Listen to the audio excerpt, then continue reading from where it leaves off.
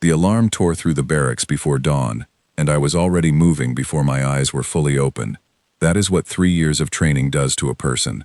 My name is Mara Whitfield, and on the day this story truly begins, I was standing in a line of 40 recruits on a cold steel deck, waiting to hear whether we had been chosen for a mission that no one would explain to us. The officer in front of us was a woman named Priya Anand, sharp-eyed, arms folded, boots planted wide, like she was daring the deck to move under her. She did not smile. She never smiled during selection days. "6 of you will leave this base tonight," she said. "The rest of you will stay here and keep training. I am not going to tell you which is the better outcome, because I do not know yet myself." Nobody spoke. Nobody dared. The wind off the landing strip cut through our jackets, and somewhere behind the fog, engines were already warming up. I remember thinking that whatever waited beyond that fog was going to change everything, and I remember being right. I had joined the program 4 years earlier, back when Earth was still a quiet, overlooked corner of the galaxy. We were not supposed to matter. We had not built starships until barely a generation ago, and the older species out among the stars looked at us the way someone looks at an insect that wandered into a room it should never have found. They had names for young species like ours. None of the names were kind. Then came the incident that changed the mood of every meeting room on the planet. A survey ship, unarmed, carrying scientists and translators, had been intercepted near a system we had only just begun to map. It was not attacked out of hate. It was destroyed out of indifference, the way you might swat away something small and buzzing near your face, without a second thought. The beings who did it did not even bother to send an apology. They sent a warning instead, telling us to stay out of space that did not belong to us. Earth's governments argued for months about how to respond. Some wanted to make peace at any price. Some wanted to disappear back into our own solar system and pretend the galaxy did not exist. But there was a third group, quieter than the rest, that believed something different. They believed that the only way to be left alone was to prove we could not be pushed around. And if we were going to prove that, we needed people who could stand in front of a threat that had already stopped an entire species from fighting back, and not blink. That is where I came in. The program did not have a friendly name. Officially, it was called the Adaptive Combat Readiness Initiative. Unofficially, among the people who lived through it, we called it the Forge, because that is what it felt like. You went in one shape and you came out another, and there was no version of the process that did not hurt. I remember my first week vividly, mostly because of how ordinary the pain was. Long runs before sunrise, endless drills with equipment that felt too heavy for anyone's arms. Instructors who corrected every mistake instantly and without warmth, because warmth was not the point. The point was precision. The point was making sure that when the moment came, our bodies would do what needed to be done without waiting for our minds to catch up and get scared first. What made the Forge different from ordinary military training was something the doctors called threshold conditioning. Every other species the Concord, that loose alliance of older civilizations, had encountered in the past 1,000 years, had one thing in common. When faced with an opponent that displayed enough force, enough size, enough raw intimidation, their bodies and minds hit a wall. Some species surrendered outright. Some simply froze in place, unable to keep fighting even if they wanted to, because their instincts overruled their intentions. It was not a flaw of courage. It was biology. Every predator and prey relationship in every ecosystem those species evolved in had taught their nervous systems exactly when to stop resisting and start pleading. Human beings, it turned out, were strange. Our evolutionary history was messier, our instincts less clean, and our stubbornness famously difficult to switch off. The scientists who ran the Forge did not create this trait. They simply found it, studied it, and built an entire training system to sharpen it into something that could be used on purpose. I spent months in simulation chambers designed to mimic the exact sensory experience of standing in front of something enormous and hostile. Simulated growls that shook the floor, simulated pressure waves that made your ribs ache, flashing lights meant to trigger the oldest, most animal part of the brain, the part that says run, or freeze, or beg. Over and over, I stood in that chamber while instructors watched monitors tracking my heartbeat, my breathing, the tiny tremors in my hands. Over and over, they told me the same thing. Do not stop moving. It does not matter what your body wants. Your job is to keep functioning. At first I could not do it! Nobody could, not on the first try. I remember the third week, when a simulated roar hit a frequency that made my knees buckle without my permission, and I ended up on the floor of that chamber, with my ears ringing, and my heart slamming against my chest so hard, I thought something inside me might break. Priya Anand knelt down next to me, not gentle, not cruel either, just direct. That was your body, she said, not your choice. We are going to fix that. And they did, slowly, brutally, one session at a time. They taught us breathing patterns that could interrupt a panic response before it fully took hold. They taught us to recognize the exact physical sensations of fear and treat them as information rather than commands. They taught us that freezing was a habit, not a law, and habits could be broken and replaced with better ones. By the end of the first year, I could stand in that chamber, while the worst simulated threats the program's designers could imagine were thrown at me, and my hands stayed steady enough to hit a target with full accuracy. That was the moment they moved us to the next phase. That was the moment they stopped treating us like recruits and started treating us like something closer to weapons. The second year introduced something the instructors called decision architecture. This was not about strength or endurance. It was about the mind's ability to make correct choices quickly, without hesitation, even under conditions designed to overwhelm a normal person's judgment. We ran drills where information came at us too fast to process consciously, forcing our brains to build faster pathways for decision-making.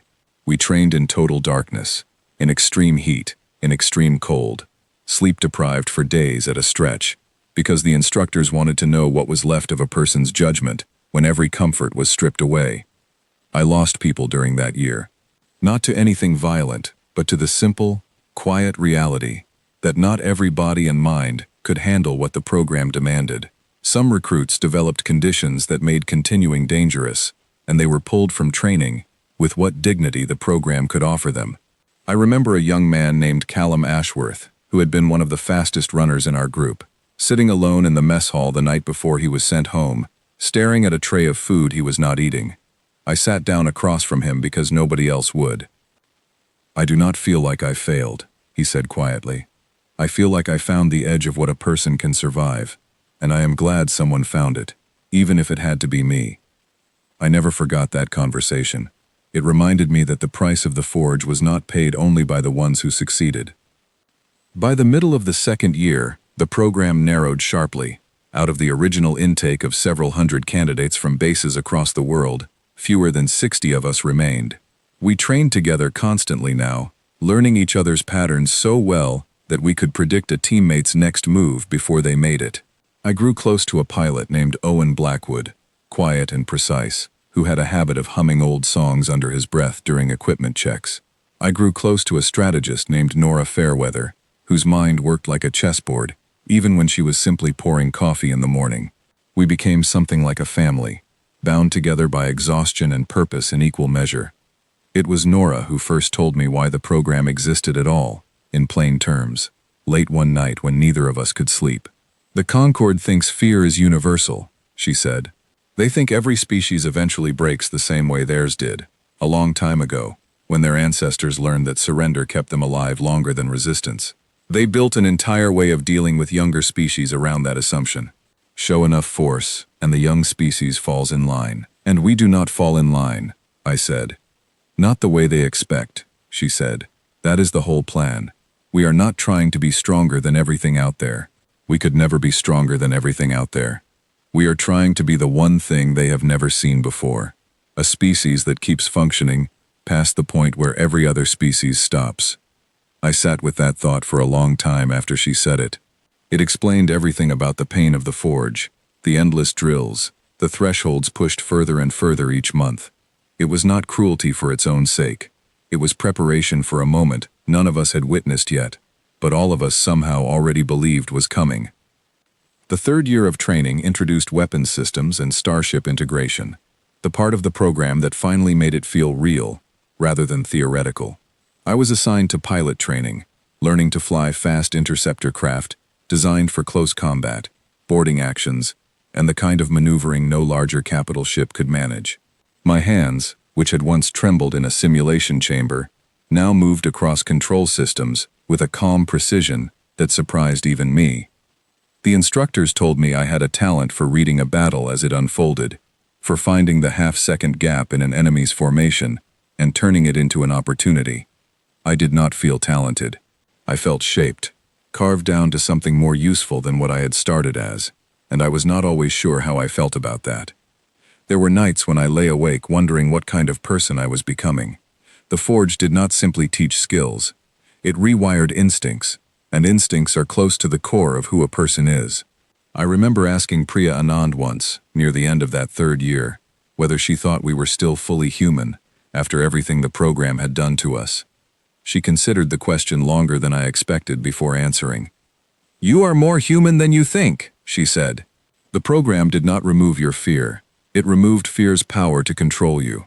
There is a difference, and one day you will understand it clearly, probably in the worst possible moment, which is usually when understanding matters most." I did not know then how soon that moment would come. By the end of the third year, word began spreading quietly through the base that something had changed out among the stars. Diplomatic channels with the Concord had gone cold. Reports came in of increased patrol activity along contested borders, systems Earth had only recently begun to explore for resources and expansion. Command grew tense in a way I had never seen before. Meetings running long into the night, senior officers walking the corridors with the kind of careful, controlled urgency that told experienced soldiers something serious was coming, even before anyone said it out loud. Then came the morning I described at the very beginning, the cold deck, the fog rolling across the landing strip, Priya Anand telling us that 6 of us would leave that night. I did not know yet where we were going. I did not know what waited for us. All I knew was that every drill, every simulation, every broken threshold and rebuilt instinct over the past 4 years had been pointing toward this exact morning, and whatever came next, I was as ready as 4 years of deliberate, painful preparation could make a person. My name was called 4th. Owen's name was called 6th. Nora's was not called at all, and I watched her face carefully as the list ended, looking for disappointment, finding instead a strange, steady calm. "Somebody has to run things from here," she said, reading my expression before I could ask. "Go. Do the thing we trained for. I will be listening on every channel we have." I did not know, standing on that deck with the fog still clinging to the ground, that I was about to become part of the first human crew, to face the Concord not as scattered explorers or unarmed scientists, but as something they had never encountered in 1,000 years of expansion across the stars. I did not know that the ship waiting for us at the far end of that landing strip, quiet and dark under the early light, was about to become the first sign of something the rest of the galaxy would spend years trying to understand and never quite manage.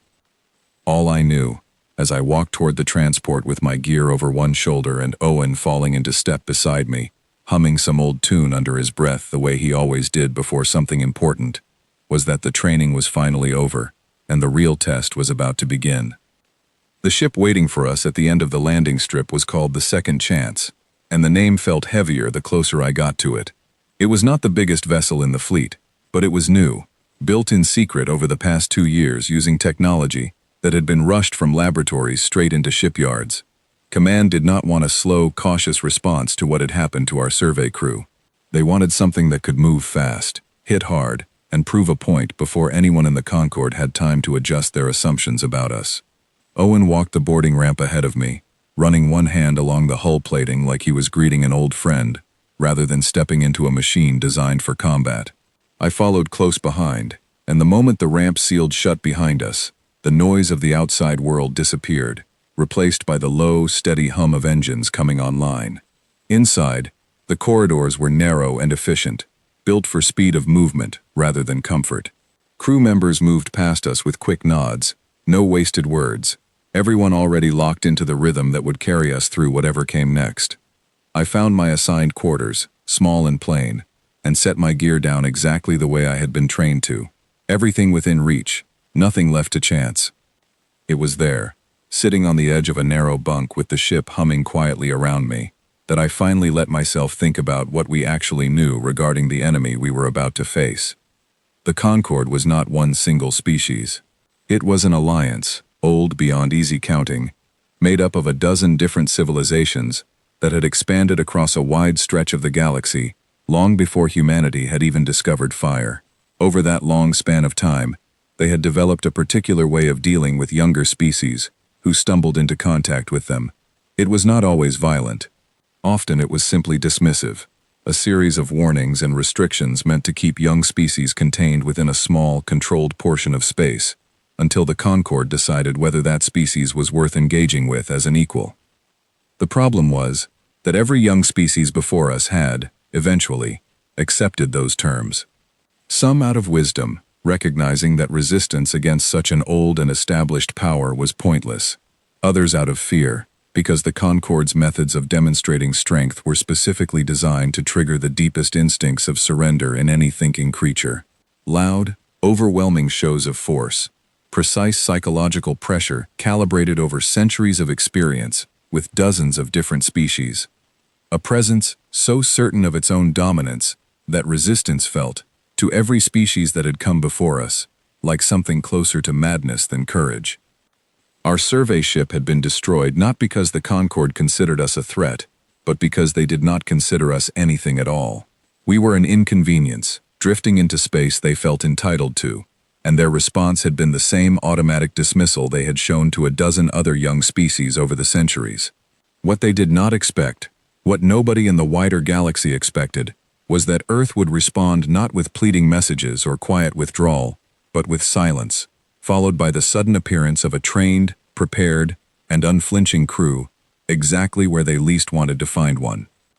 I thought about all of this as the second chance cleared the outer edge of our solar system, engines building toward the kind of speed that would carry us to the contested border system in a matter of days rather than months.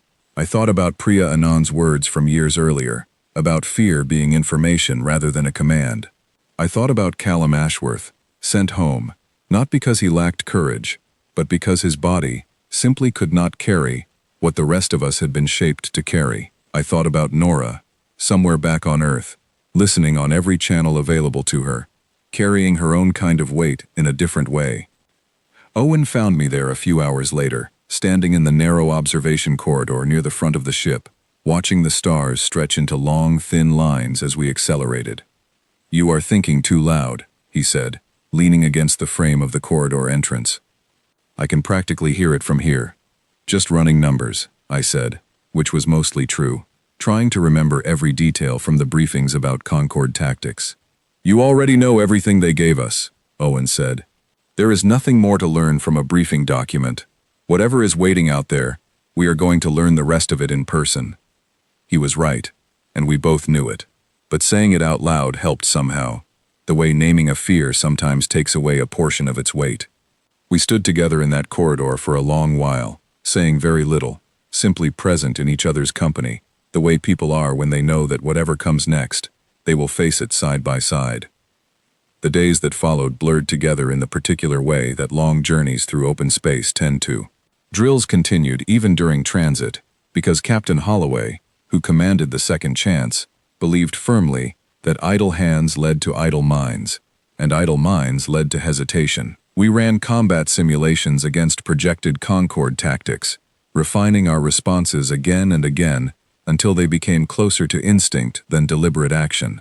We studied what little intelligence Earth had managed to gather about the specific fleet stationed near the contested system, a group under the command of a Concord officer whose name translated roughly into something like Overseer Threll, a title that told us more about how the Concord viewed itself than anything about the individual holding it. Captain Holloway called a full briefing 3 days before we reached the system, gathering every officer and specialist aboard into the main strategy room. She was not a large woman, but she carried a stillness about her that made every room she entered feel more serious the moment she walked through the door.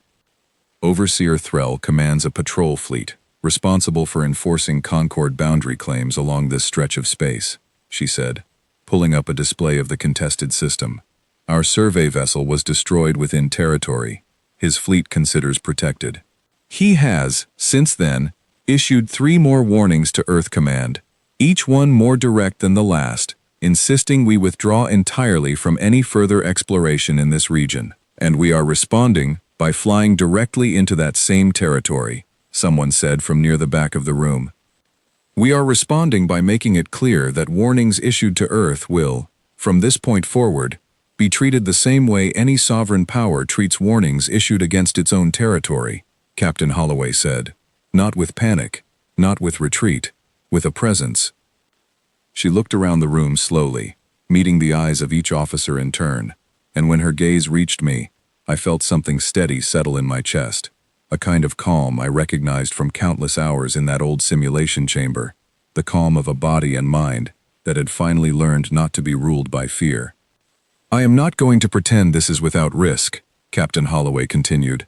Overseer Threll commands a fleet larger than ours, and the Concord has centuries of experience dealing with species who challenge their authority. But every single one of you aboard this ship has been trained specifically to function in exactly the conditions the Concord relies on, to end a conflict before it truly begins. Their methods work because every other species eventually breaks. We are here to find out what happens when they do not. The room was quiet after she finished speaking, the kind of quiet that comes not from fear but from focus, everyone present turning the weight of her words over in their minds, preparing themselves for whatever waited on the other side of the journey still ahead of us. I spent much of the final approach in the pilot bay, running final checks on the interceptor craft I would be flying once we reached the contested system. Owen worked beside me on his own craft, both of us moving through familiar checklists with the kind of quiet focus that came from years of repetition. Neither of us spoke much during those final hours, not out of tension, but out of a shared understanding that some moments called for careful attention rather than conversation. It was during one of those quiet stretches that I allowed myself, briefly, to think about what waited for us beyond simple combat readiness. I thought about the wider galaxy, full of civilizations that had learned long ago to accept Concord authority as an unavoidable fact of existence. I thought about how strange it must have seemed to them, hearing that a young species barely a generation into starflight was refusing to withdraw from contested space, refusing to send pleading diplomatic messages, refusing to behave the way every other species before us had behaved when faced with the same pressure. I thought too about the responsibility that came with being one of the first humans the Concord would actually encounter in person, rather than through distant reports and destroyed survey ships. Whatever I did in the hours ahead would shape, in some small way, how an entire alliance of ancient civilizations understood what humanity actually was. That was not a comfortable weight to carry, but it was one I had spent 4 years preparing to carry, and I found that the preparation held. 3 days after Captain Holloway's briefing, the navigation officer's voice came over the ship's internal channel, calm and clear. Approaching contested system boundary. Concord patrol fleet detected. Estimated engagement window, 40 minutes. I closed my eyes for exactly 3 breaths, the way I had been trained to, letting my heartbeat settle into a steady, controlled rhythm, despite the sudden tightness in my chest. Then I opened my eyes, checked my final systems one last time, and looked over at Owen, who was already watching me, with the same calm, ready expression I imagined was on my own face. 40 minutes, he said quietly. 40 minutes, I agreed. Neither of us said anything else. There was nothing else that needed saying. Everything that mattered had already been said. Over 4 years of training, countless broken thresholds, and a shared understanding of exactly what we were about to become part of. The second chance moved steadily toward the boundary of contested space, carrying a crew that had been built, piece by careful piece, to face exactly the kind of moment now rushing toward us. And for the first time since stepping aboard that ship, I felt something unexpected settle over me, alongside the readiness and the calm. I felt something close to certainty. The boundary of contested space did not look dangerous at first glance. It was simply a stretch of dark, quiet emptiness, marked on our navigation displays by a thin, glowing line that meant nothing to the universe itself, and everything to the politics surrounding it. Space does not recognize borders, only the beings who claim it do, and as the second chance crossed that invisible line, I understood that we were no longer simply exploring. We were making a statement, whether we intended the exact wording of it or not.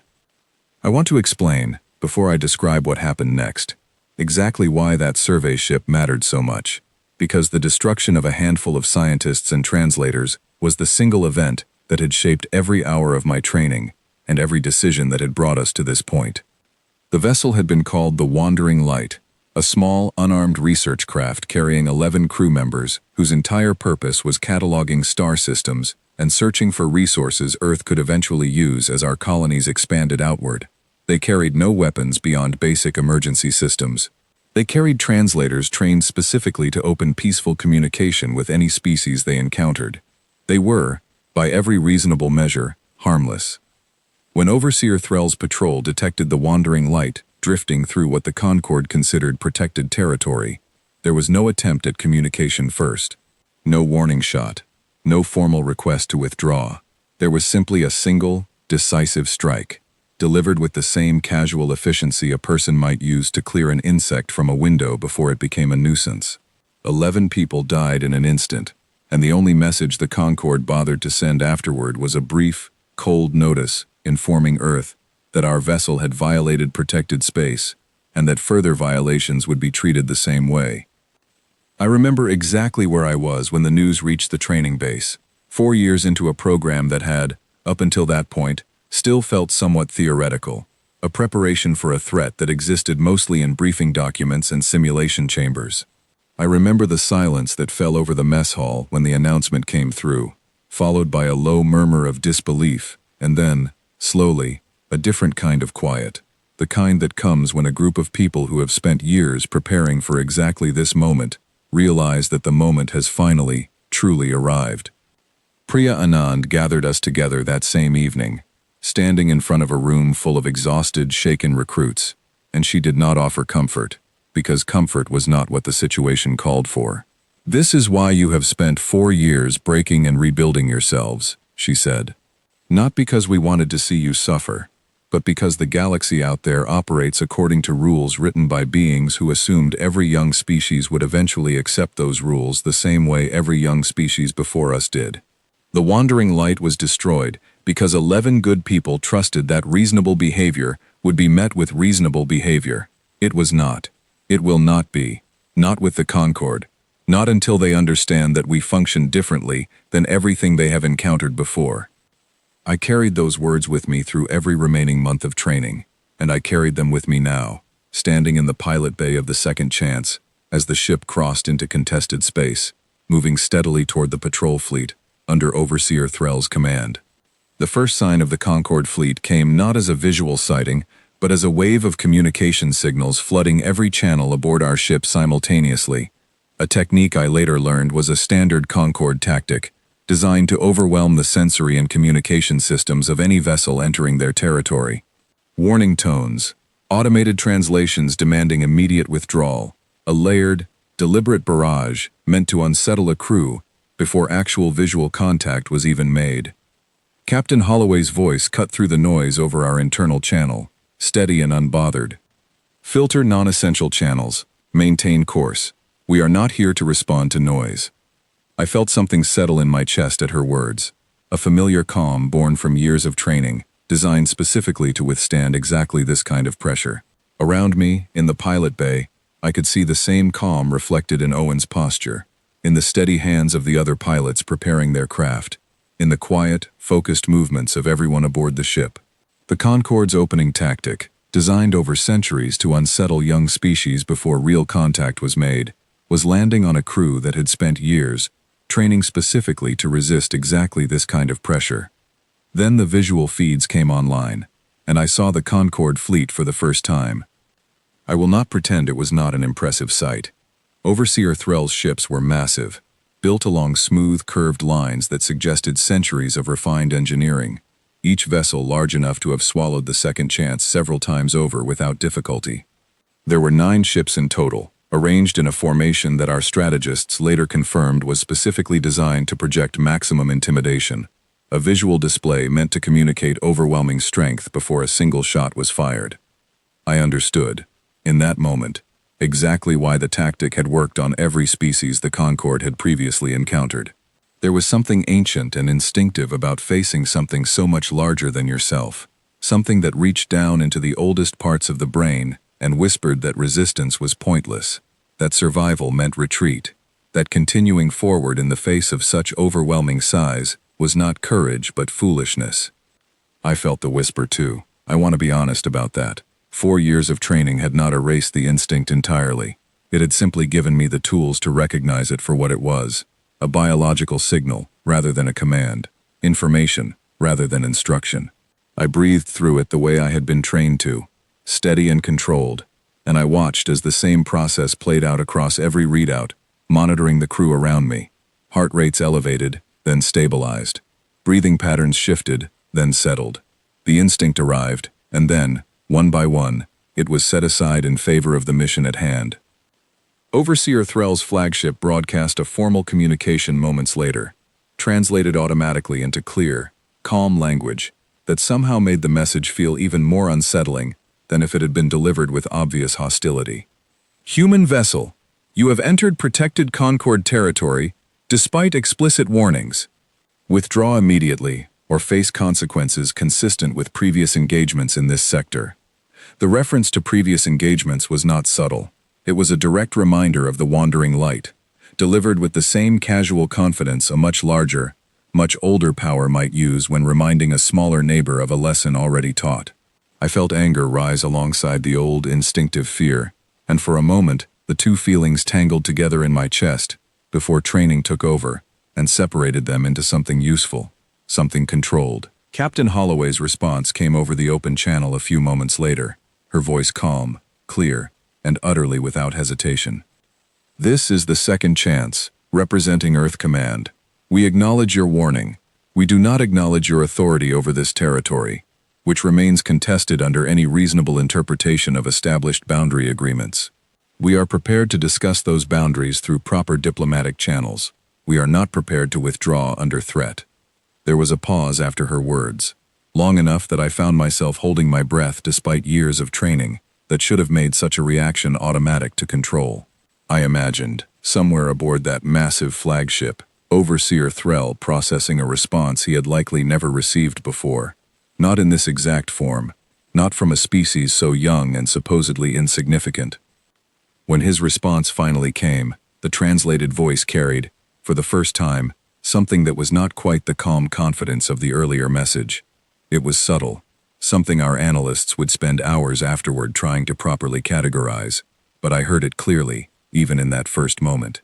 It was the sound of an old and settled certainty, encountering something it had not properly accounted for. Your response is noted. It changes nothing. Withdraw, within the next standard hour, or this will be resolved through force. The same way every previous challenge to Concord authority in this sector has been resolved. Captain Holloway did not respond immediately. Instead, she opened an internal channel to the full crew, her voice carrying through every section of the ship at once. All hands, this is your final briefing before potential engagement. We are not withdrawing. We are not here to prove a point through reckless aggression, and we are not here to surrender through unnecessary caution. We are here to demonstrate, clearly and unmistakably, that Earth does not respond to intimidation the way the Concord has come to expect from every species it has previously encountered. Prepare your stations, trust your training, trust each other. I looked over at Owen one final time before we moved to our respective craft, and he offered me a small, steady nod, the kind that needed no words attached to it. We had spent 4 years becoming exactly the kind of people this moment required, and whatever instinctive fear the sight of that massive Concord fleet had stirred in me, it no longer held the power to control what happened next. The hour Overseer Threll had given us ticked steadily down, and aboard the second chance, a crew shaped by years of deliberate, painful preparation moved calmly to their positions, ready to show the galaxy something it had never seen before. The final 10 minutes before the deadline passed in a strange, stretched silence, the kind of quiet that feels heavier than noise ever could. I sat in the cockpit of my interceptor, systems fully powered, hands resting lightly on the controls, watching the countdown tick steadily toward 0 on my display. Around me, through the small viewport, I could see the other interceptors positioned along the second chance's forward launch bays, each pilot as still and ready as I was. Owen's voice came through my private channel, quiet enough that only I could hear it. Whatever happens out there, we adjust and keep moving. That is the whole plan. Adjust and keep moving. Adjust and keep moving, I repeated back to him, and something about saying the words aloud steadied the last of the tension in my chest. The deadline arrived without any dramatic countdown announcement, simply a shift in the tone of the communication channel as Overseer Threll's flagship transmitted one final message. Your window has closed. Prepare for enforcement action. Captain Holloway's response was immediate and measured. Understood. We will not initiate hostile action, but we will defend this vessel and this crew against any enforcement measures directed against us. What happened next unfolded with a speed that still, looking back, blurs slightly at the edges of my memory, the way intense moments often do. The Concorde fleet began moving in a coordinated pattern, their 9 massive vessels spreading into a formation clearly designed to surround the Second Chance entirely, cutting off any possible route of retreat. It was an old tactic, I would learn later, one that had worked flawlessly against dozens of species over centuries, because the mere sight of being surrounded by superior force was usually enough to trigger complete surrender before a single weapon needed to be used. Captain Holloway did not order retreat, because there was no retreat planned. Instead, she gave the order every pilot aboard the Second Chance had been waiting for. Launch interceptors. Defensive formation. Adaptive pattern 3. My craft shot free of the launch bay a heartbeat later, and the strange, stretched silence of the past 10 minutes shattered into something entirely different. A rush of controlled motion and rapid calculation that felt, after 4 years of training, almost familiar despite the enormity of what was actually happening around me. The Concorde ships opened with a series of what our analysts would later describe as suppression fields, waves of energy, designed less to cause direct harm and more to overwhelm the sensory and navigational systems of smaller vessels, disorienting pilots long enough for the larger ships to close in and complete whatever enforcement action had been ordered. It was, in essence, the same intimidation tactic used earlier through communication channels, simply translated into a physical form. I felt the wave hit my interceptor, a sudden shudder through the controls, warning lights flashing rapidly across my display, and for one disorienting moment, the entire cockpit seemed to tilt sideways, even though the ship itself had not actually moved. I recognized the sensation immediately from training simulations designed to replicate exactly this kind of disorientation, and rather than fighting against the confusion directly, I did what 4 years of conditioning had taught me to do. I focused on my breathing, let the disorientation pass through me like a wave, rather than something to be fought head-on, and within seconds, my instruments steadied, my vision cleared, and I found myself still exactly where I needed to be, still fully in control of my craft. Around me, through overlapping communication channels, I could hear the same pattern repeating across the other interceptors. A moment of disruption, followed almost immediately by recovery, pilot after pilot pushing through the suppression field with a speed and consistency that, I would learn much later, absolutely confounded the sensors monitoring us from the Concorde fleet. "They are not slowing down," came a voice from the Second Chance's tactical station, relayed across our channels with a note of controlled surprise. "Repeat, enemy suppression field is not achieving expected disruption levels." I banked my interceptor hard, moving into the adaptive pattern Captain Holloway had ordered, weaving between the incoming defensive fire from the nearest Concorde vessel, with a combination of instinct and calculation that felt, in that moment, like the truest expression of everything the Forge had built into me. This was not recklessness, it was precision, born from thousands of hours of deliberate practice, every maneuver refined, until it required no conscious thought at all, simply trained response, meeting the exact conditions it had been shaped to handle.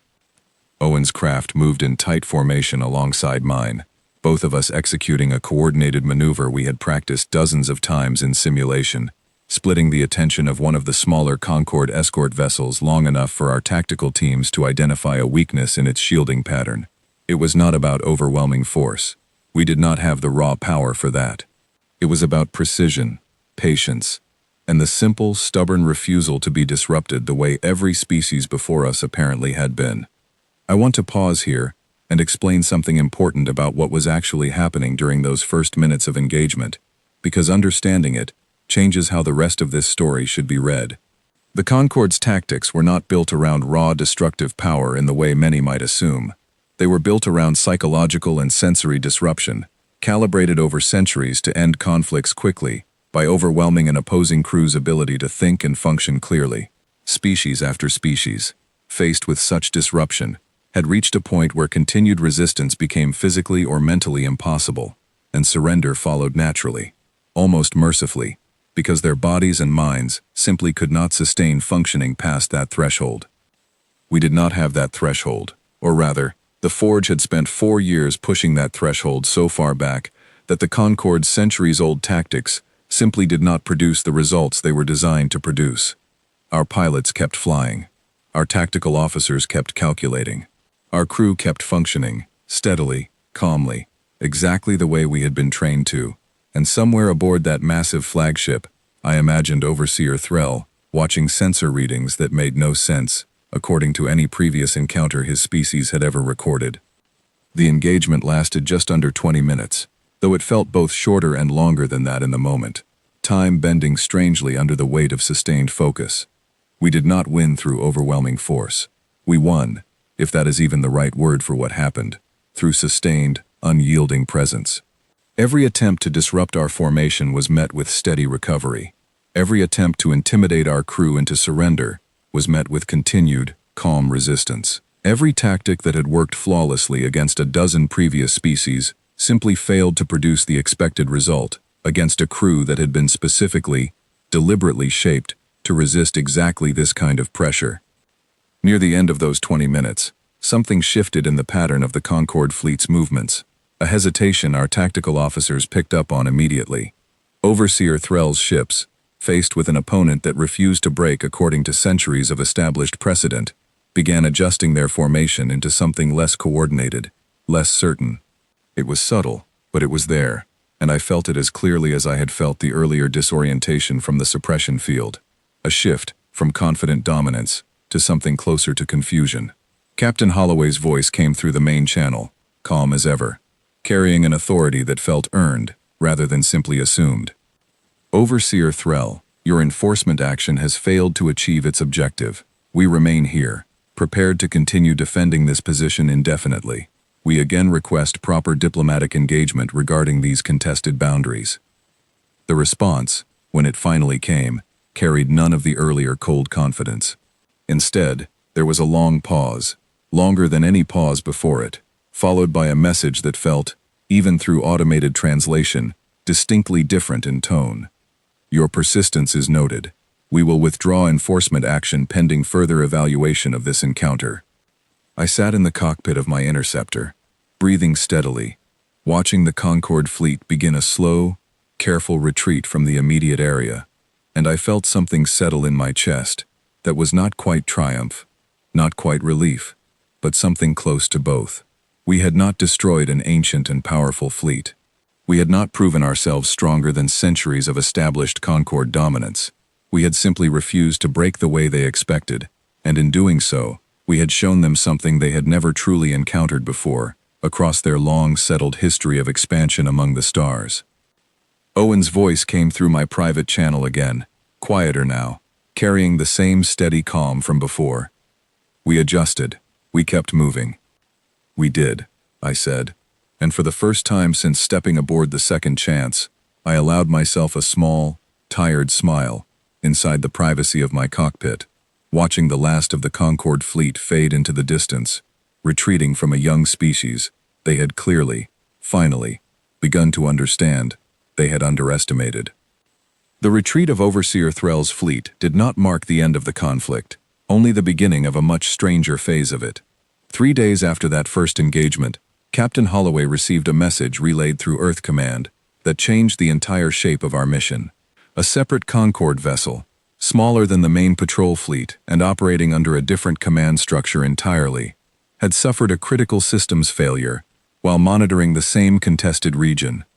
Its distress signal had been picked up by our long-range sensors, and against every expectation any of us might have had about how this encounter would unfold, that signal was addressed, at least in part, to us. "They are asking for assistance," Captain Holloway said, standing in the strategy room with the message displayed behind her. "Their vessel is losing life support capacity, and their own fleet is too far away to reach them before the situation becomes critical."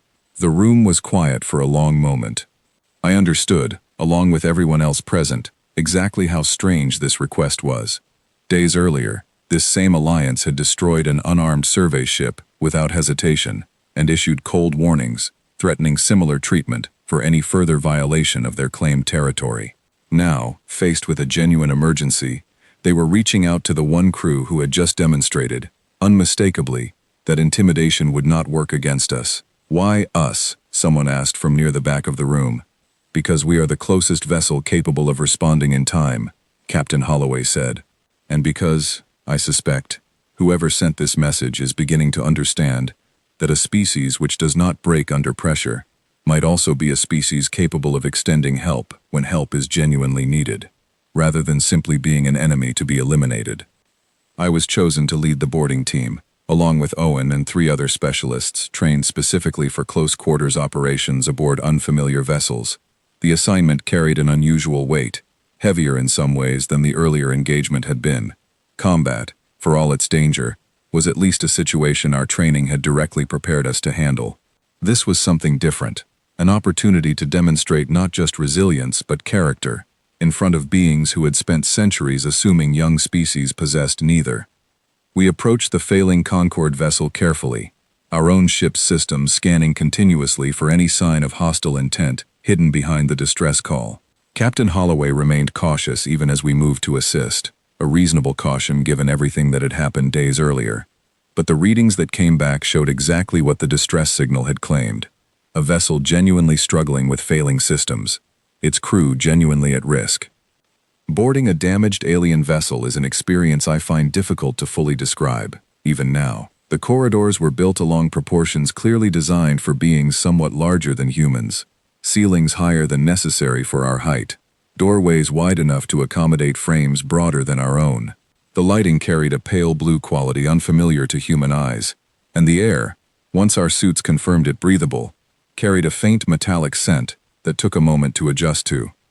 We found the vessel's remaining crew gathered near their central life support control room, working desperately to stabilize failing systems, using tools and methods clearly improvised under pressure. There were 6 of them, tall and lean, with features that our briefings had described in clinical detail but that still struck me, in person, as entirely unlike anything I had encountered before. Their expressions, I would learn, carried subtleties, different from human expressions, but something in their posture as we entered, a kind of tense, guarded stillness, translated clearly enough regardless of species. The lead officer among them, a being whose name translated roughly to Vantis, turned toward us with an expression I can only describe as deeply uncertain, caught between the desperate need for our help and what must have been a lifetime of assumptions about how young species like ours were supposed to behave. "You came," Vantis said, through a translation device that rendered the words in careful, measured tones. "We did not expect an actual response.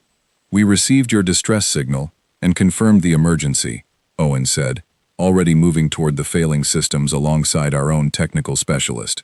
"We are here to help stabilize your vessel." I watched something shift across Vantis's expression as Owen spoke, a subtle loosening of the tense stillness that had marked their posture since we arrived. It was not gratitude exactly, not yet, but it was the beginning of something, a recognition that the situation unfolding in front of them did not match the expectations they had carried into this encounter. Our technical specialist worked alongside the Concorde crew for the better part of 2 hours, human and alien hands moving together across unfamiliar systems, translating problems back and forth through careful, patient communication rather than assumption. I spent much of that time simply present, watching, occasionally assisting where my own training allowed, aware the entire time that every moment of this encounter was shaping something larger than the immediate task at hand. At one point, while working to stabilize a secondary power relay, one of the younger Concorde crew members, whose name translated to something close to Farah, turned to me with an expression I recognized instantly, the careful, guarded curiosity of someone encountering something entirely outside their previous experience. "Your species is very young," Farah said, not unkindly, simply stating an observation. "We were told young species tend toward recklessness, or toward complete withdrawal when faced with genuine risk. You appear to be neither." "We are cautious," I said, choosing my words carefully. "But caution and withdrawal are not the same thing. We assess a situation, And then we act according to what the situation actually requires, not according to fear alone. Farah considered this for a long moment, continuing their work on the relay system as they processed the response. Overseer Threll's fleet reported your crew did not respond to standard enforcement measures the way expected. I did not fully understand what that meant until this moment. I did not respond immediately, uncertain how much of my own perspective was appropriate to share in a moment still balanced, so delicately, between cautious cooperation and lingering uncertainty on both sides. But something about the quiet honesty of Farah's observation encouraged me to continue. Your species has encountered many young civilizations before us, I said, and most of them, I imagine, either surrendered when faced with a serious threat, or avoided contact with your alliance entirely out of fear. We chose a different path, not because we believe ourselves stronger than the Concord, but because we believe that fear alone should not decide how a civilization is treated by beings far older and more established than itself. Farah did not respond right away, continuing careful work on the relay system in silence for several long moments. When they finally spoke again, their voice carried something I had not expected to hear from a Concord crew member during this encounter, a kind of quiet, thoughtful reconsideration. Perhaps that is a distinction our alliance has not properly considered in a very long time, Farah said. By the time we finished stabilizing the vessel's failing systems, the tense uncertainty that had marked the early hours of our boarding had shifted into something quieter, more complicated, difficult to name precisely, but unmistakably different from the cold hostility of our first encounter with the Concord fleet days earlier. Vantis approached me directly before we prepared to return to the second chance, standing with the careful, measured posture I now recognized as characteristic of their species when navigating unfamiliar social terrain. Your assistance today will be reported accurately to Concord Command, Vantis said. I cannot promise it will change policy immediately. Centuries of established precedent do not shift easily, even in the face of a single unexpected encounter, but it will be reported, and it will be considered. That is all we ask, I said. Accurate consideration, rather than assumption. Vantis studied me for a long moment, an expression crossing their features that I could not fully translate, though something in it felt close to respect, however cautious and incomplete. Your species is going to complicate a great many long-held assumptions across this galaxy, Vantis said finally. I suspect that complication will not be entirely comfortable for either side. Probably not, I agreed. But I think it is necessary, regardless of comfort. We returned to the second chance a short while later, and I spent much of the journey back thinking about the strange, layered nature of what had just happened.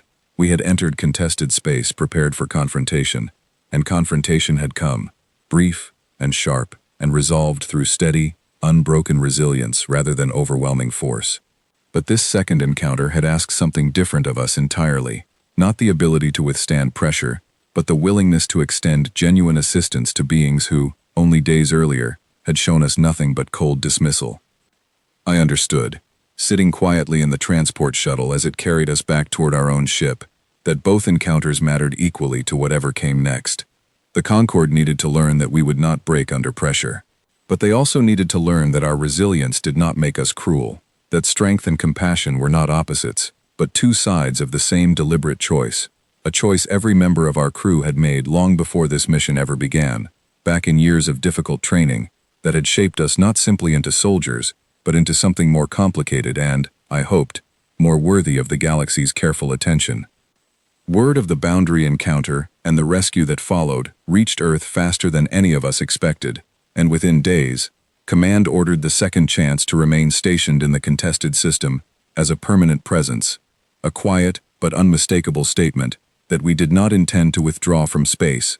We believed we had every right to explore. What none of us fully understood at the time was how much that extended presence would eventually cost us, in ways that had nothing to do with the kind of open confrontation we had trained so carefully to withstand. The weeks that followed our first encounter with Overseer Threll's fleet settled into an uneasy rhythm. Concord patrols continued to monitor the region, though their approach grew noticeably more cautious, no longer relying on the aggressive intimidation tactics that had failed so completely during our first meeting. Diplomatic channels opened slowly, haltingly, staffed on the Concord side by officials clearly uncertain how to proceed with a species that did not conform to their long-established expectations. It was during this uneasy period of careful, cautious progress that I learned something important about the true cost of the training that had shaped me. A lesson that arrived not through combat, but through something quieter and, in its own way, far more difficult. Owen had been assigned to a routine patrol mission along the outer boundary of the contested system, monitoring for any sign of renewed Concord aggression, while diplomatic talks slowly progressed. It should have been an uneventful assignment, the kind of careful, watchful duty that made up the bulk of our actual time aboard the Second Chance, far more common than the dramatic confrontations that people imagine when they picture military service among the stars. A sudden and unexpected system failure changed that. His interceptor's navigation systems malfunctioned during a routine maneuver, sending his craft into an uncontrolled spin that his own considerable skill and training only partially managed to correct before impact with a small debris field left over from some ancient, long-forgotten collision between asteroids. He survived, which I remain endlessly grateful for even now, but the impact left him with injuries serious enough that he was placed in the ship's medical bay for an extended recovery period, and for several days following the accident, the extent of what he might recover from remained genuinely uncertain. I sat beside his medical bed during much of that uncertain stretch of time, watching monitors track his condition with the same careful attention I had once given to simulation readouts during training, except this was not a simulation, and the stakes carried a weight no training exercise could ever fully replicate. Owen drifted in and out of consciousness during those first difficult days, and in his more lucid moments, we talked quietly about everything and nothing, the way people do when trying to hold on to normalcy in the middle of something frightening. "I keep thinking about Callum," he said during one of those quiet conversations, his voice weaker than I had ever heard it. "The one who was sent home during training. Remember him?" "I remember," I said. "I always assumed the ones who were sent home were the unlucky ones," Owen said. "Now I am not so sure. Maybe they were simply the ones whose bodies were honest enough to say stop before something serious happened. The rest of us just kept pushing until something eventually gave." I did not have a good answer for him in that moment, and I have thought about his words often in the time since, turning them over carefully, trying to understand exactly what they meant about the nature of everything the Forge had built into us. We had been trained to push past thresholds that would have stopped most beings entirely, and that training had, without question, saved lives and shifted the entire trajectory of humanity's standing among the galaxy's older civilizations. But it had also, perhaps, taught us to ignore certain signals our bodies might otherwise have used to protect us, trading one kind of vulnerability for another kind entirely. Owen recovered slowly over the following weeks, and by the time he was cleared to return to limited duty, something had shifted quietly in how I thought about the entire mission we had been sent to complete. I found myself, during long stretches of routine duty aboard the Second Chance, thinking more carefully about the actual cost of what we represented to the wider galaxy, not simply the physical cost measured in injuries and close calls, but a quieter, harder-to-measure cost that lived in the space between who we had been before training and who we had become because of it. I remember a conversation with Priya Anand during a brief communication window back to Earth, one of the few chances I had to speak directly with her since deployment. I asked her, somewhat hesitantly, whether she ever worried that the program had asked too much of the people who went through it. "Every single day," she said, her honesty catching me slightly off guard. "I do not believe there is a version of this program that does not carry a genuine cost. What I believe, and what I have to believe in order to keep doing this work, is that the cost of preparing you was smaller than the cost of leaving you unprepared. The wandering light proved that leaving humanity unprepared carried a cost measured in lives lost to indifference. I am not willing to accept that cost again, if there is any way to prevent it." Her words did not erase the quieter doubts I carried, but they gave those doubts a proper context, a way of understanding the genuine difficulty of the choice that had shaped my entire adult life, without pretending that difficulty away entirely. It was during this same period of quiet reflection that I found myself facing a decision that tested something in me the earlier confrontation with Overseer Threll's fleet never had, a decision that had less to do with resisting fear and more to do with choosing, deliberately, what kind of person I wanted to remain, even after everything the Forge had shaped me into. A small Concord scout vessel, operating independently of Overseer Threll's main fleet, was discovered drifting near the edge of our patrol range, its single occupant, a young Concord officer, whose name translated to Isolin, apparently having wandered into the contested region while conducting an unauthorized survey of their own, hoping to gather information that might advance a promising early career. When our patrol intercepted the vessel, Isolin did not attempt to flee or fight. Instead, faced with what they clearly expected to be swift and unforgiving consequences, given everything the Concord's own history had taught them about how conflicts between opposing forces were typically resolved, they simply surrendered, powering down their vessel's systems entirely and waiting, without resistance, for whatever came next. I was the one who boarded that scout vessel, and I found Isolin standing very still in the center of their small cockpit, posture rigid with what I now recognized clearly as genuine, deeply held expectation of harsh treatment. It would have been easy, in that moment, to treat the encounter as a straightforward matter of military procedure, detaining Isolin and transferring them to the second chance for questioning about their unauthorized presence in the region. Nothing in our orders would have prevented that approach, and a portion of me, shaped by years of careful training, focused on threat assessment and controlled response, recognized the tactical value such an approach might carry.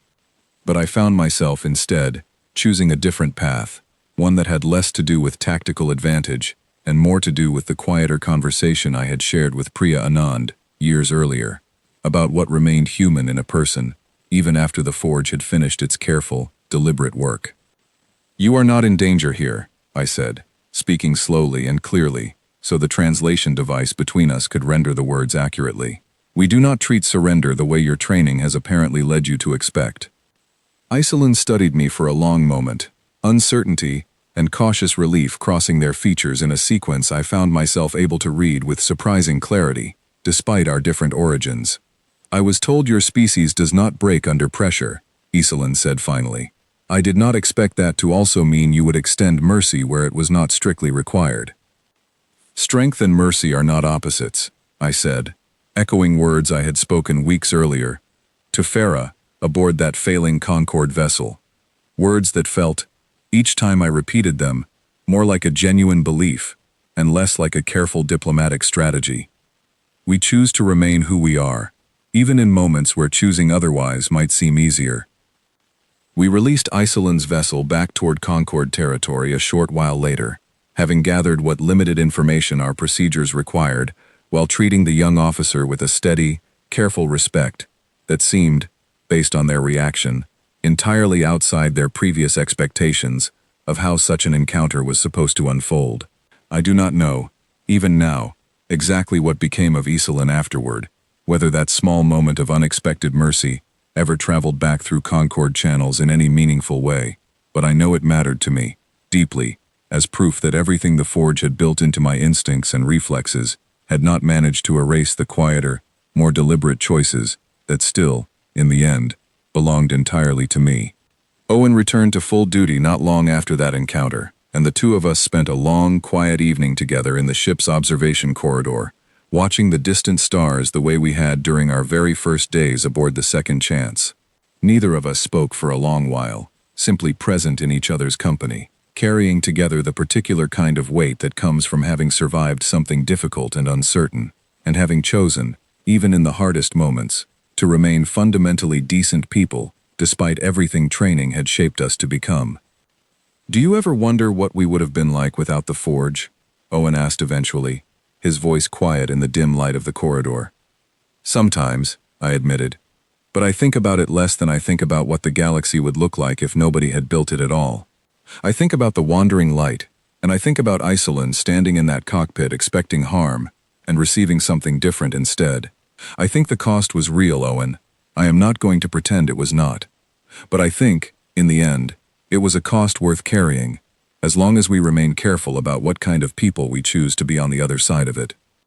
Owen was quiet for a long moment, watching the stars stretch silently beyond the viewport, and then he nodded slowly, the gesture carrying more agreement than any words might have managed. "Adjust and keep moving," he said finally, echoing words we had shared before that first difficult confrontation weeks earlier. "Adjust and keep moving," I agreed, and together we watched the quiet stars a while longer, carrying forward into whatever came next. News of what happened in that contested system did not stay contained for long. Within a few months, reports of Earth's unusual response to Concord enforcement tactics had spread far beyond Overseer Threll's fleet. Carried through the same old, established channels the Concord had long used to communicate expectations and precedent among its member civilizations. I learned much of this secondhand, through updates relayed to the Second Chance from Earth Command. But even secondhand, the shift in the galaxy's understanding of humanity was impossible to miss. The Concord, we learned, had spent centuries building an entire diplomatic and military framework around a simple, reliable assumption that sufficient display of force would eventually bring any young species into compliance with established boundaries and expectations. That assumption had held, consistently, for longer than human recorded history stretched back.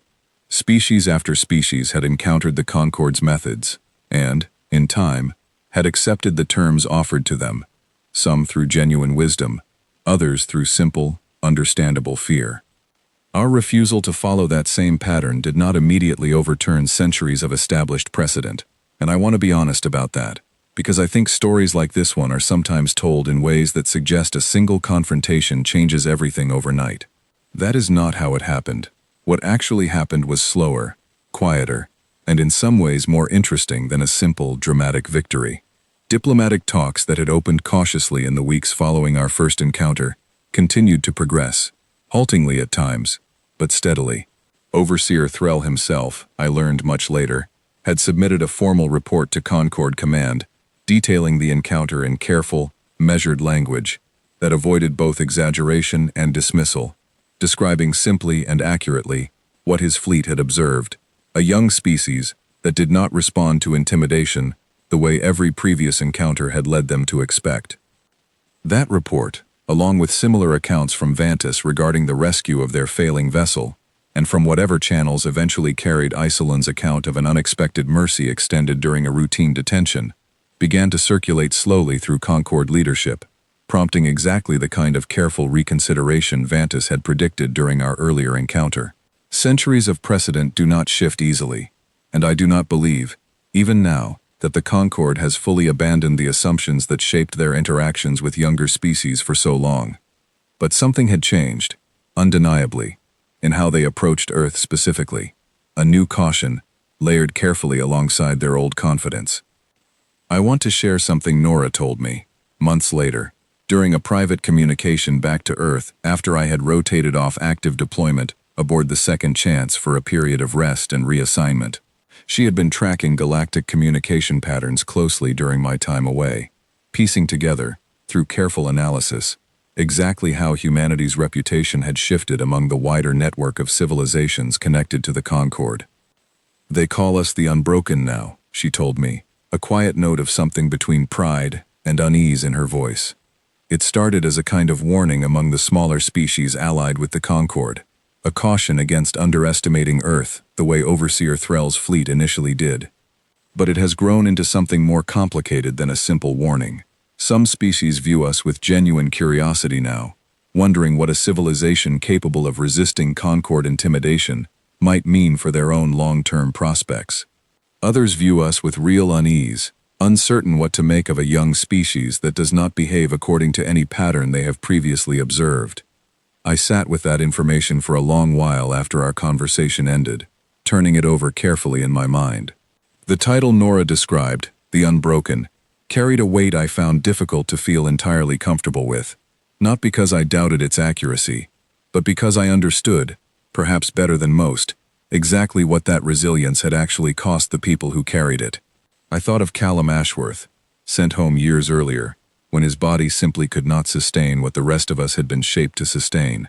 I thought of Owen, recovering slowly in the ship's medical bay, after an accident that could easily have taken his life. I thought of every quiet, difficult night spent wondering exactly what parts of myself the Forge had reshaped, and whether those parts could ever fully return to whatever shape they had held before. But I thought too of the Wandering Light, and the 11 people aboard it who had trusted, reasonably and understandably, that peaceful intentions would be met with peaceful treatment, only to discover too late that the galaxy did not operate according to such simple, hopeful assumptions. I thought of Isolin, standing rigid in that small cockpit, bracing for harsh treatment, and receiving, instead, a moment of genuine, deliberate mercy that seemed to genuinely surprise them. I thought of Vantis's careful, measured words about complication, and I understood, finally, that complication was perhaps exactly what the galaxy needed from us, a disruption of old, comfortable assumptions that had, for centuries, gone unchallenged, simply because no one before us had been prepared to challenge them. Earth's standing among the galaxy's civilizations continued to shift steadily in the months and years that followed, and I found myself, alongside Owen and the rest of my original crew, called upon repeatedly to serve as a kind of living demonstration of what humanity actually represented, not simply in moments of direct confrontation, but in the quieter, more complicated work of building genuine relationships with civilizations who were still, understandably, uncertain what to make of us. I remember a particular meeting, nearly 2 years after that first tense encounter with Overseer Threll's fleet, when I found myself standing once again aboard a Concorde vessel, this time not as part of a rescue mission or a tense standoff, but as part of a formal diplomatic delegation invited to discuss expanded cooperation between Earth and several Concorde member civilizations. Vantis was present at that meeting, having risen, I learned, to a more senior diplomatic role, partly on the strength of the careful, measured reports they had submitted following our earlier encounter. "You have changed a great deal since we last met," Vantis said to me privately, during a quiet moment away from the larger formal proceedings. "I am not sure that is entirely true," I said.